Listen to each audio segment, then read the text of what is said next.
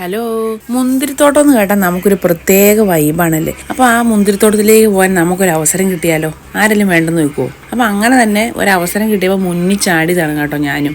1-2 തവണ പോയതാണെങ്കിലും വീണ്ടും ഒരു അവസരം കിട്ടിയപ്പോൾ ഒന്നും നോക്കിയില്ല. നമുക്ക് ഏറ്റവും നിയറായിട്ടും അതുപോലെ തന്നെ പോകാൻ സൗകര്യമൊക്കെ ആയിട്ടുള്ള കമ്പത്തായിരുന്നു കേട്ടോ. വീട്ടിൽ നിന്ന് ഇറങ്ങിയപ്പോൾ മഴയൊന്നും ഉണ്ടായിരുന്നില്ലെങ്കിലും നമ്മൾ ഇങ്ങോട്ട് പോരുന്ന വഴിക്ക് നല്ല മഴയായിരുന്നു കേട്ടോ. ഏതായാലും നമ്മൾ ഇവിടെ നിന്ന് ഇറങ്ങുന്നതിന് മുമ്പ് മഴയൊക്കെ തീർന്നു. അപ്പോൾ ഒരുപാട് മുന്തിരിത്തോട്ടങ്ങൾ ഉണ്ടെങ്കിലും നമ്മൾ വന്നത് കമ്പത്തുള്ള ഒരു മുന്തിരിത്തോട്ടത്തിലായിരുന്നു. അപ്പോൾ നമുക്ക് ഏറ്റവും നിയറായിട്ടും വരാൻ സൗകര്യമൊക്കെ നോക്കി നമ്മൾ അങ്ങോട്ടാണ് വന്നിട്ടുള്ളത്.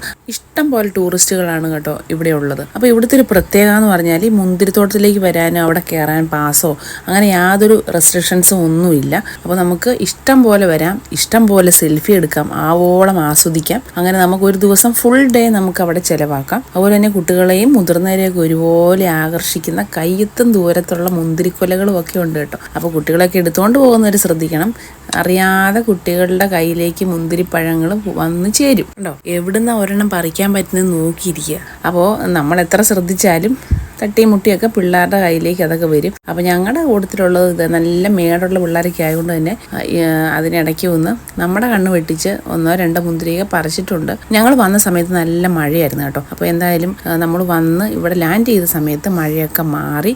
എന്നാലും നമ്മൾ നടന്നു പോകുന്ന വഴിയിലൊക്കെ ചെളിയൊക്കെ ഉണ്ടായിരുന്നു. അപ്പോൾ അങ്ങനെ ഒരു ചെറിയ ഉണ്ടെന്നേ ഉള്ളൂ. അല്ലാതെ യാതൊരു പ്രശ്നമില്ല. കാലാവസ്ഥയൊക്കെ നല്ലതായിരുന്നു, നല്ലൊരു കാലാവസ്ഥയിലായിരുന്നു കേട്ടോ.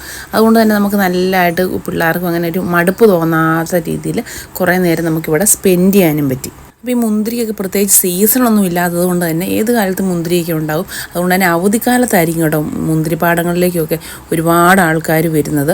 അപ്പോൾ സൂര്യപ്രകാശവും വെള്ളവും എപ്പോഴും വേണമെന്ന് മാത്രമേ മുന്തിരിക്കുള്ളൂ.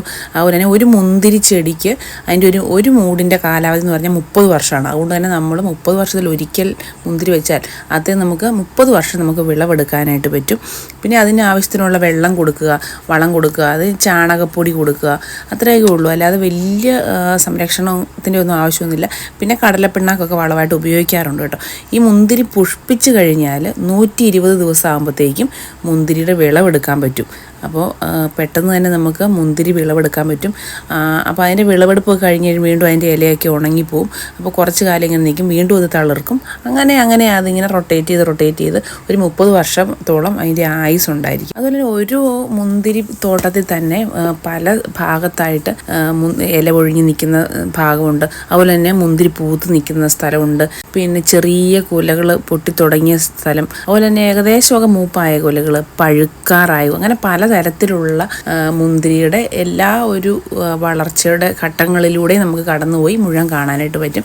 അപ്പോൾ നമ്മളിതെല്ലാം കണ്ട് ആസ്വദിച്ച് തിരിച്ചു വരുമ്പോൾ നമുക്ക് ഇഷ്ടം പോലെ ജ്യൂസ്, ഇവിടെ ഫ്രഷ് ജ്യൂസ് നമുക്ക് കിട്ടും, അത് വാങ്ങാം. അതുപോലെ തന്നെ മുന്തിരി പ്ലാന്റ്സ് ഇവിടെയുണ്ട്, അത് വാങ്ങാം. ഇതെല്ലാം വാങ്ങിച്ച് നമുക്ക് ആസ്വദിച്ച് കുട്ടികളെയൊക്കെ ആയിട്ട് മടങ്ങിപ്പോകാം. മുന്തിരിത്തോട്ടം കാണാൻ പൈസയൊന്നും വേണ്ടായിരുന്നെങ്കിലും കണ്ട് പുറത്തേക്ക് ഇറങ്ങിയപ്പോഴാണ് പോക്കറ്റിലെ പൈസ പോയത്. ഇവിടെ ഒരു സ്പിന്നിങ് വീൽ ഇരിപ്പുണ്ടായിരുന്നു. അപ്പോൾ അത് കറക്കണമെന്നും പറഞ്ഞ് വാശി പിടിച്ച് അങ്ങനെ കുട്ടികളെ കൊണ്ട് അത് കറക്കിച്ച് 20 രൂപ മറ്റും ഉണ്ടായിരുന്നുള്ളൂ കേട്ടോ. അപ്പോൾ കുറച്ച് മിഠായിയൊക്കെ അവന് കിട്ടി. അപ്പോൾ അതൊക്കെ കഴിച്ച് വീണ്ടും പോക്കറ്റിലെ പൈസ പോകുന്നതിന് മുമ്പ് എല്ലാവരെയും കൂട്ടി നേരെ വീട്ടിലോട്ട് വിട്ടു.